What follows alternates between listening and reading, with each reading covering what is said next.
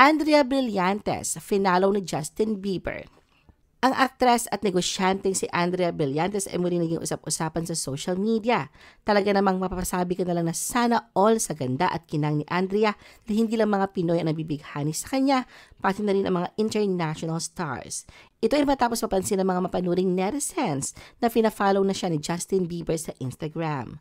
Makikita sa IG page ng 31 years old na international pop star na kabilang na ang account ni Andrea na may handle na @Blythe sa listahan na kanyang mga fina-follow. Si Justin ay follow lamang sa 835 na accounts at karamihan dito ay pagmamayari ng mga kilalang international celebrities.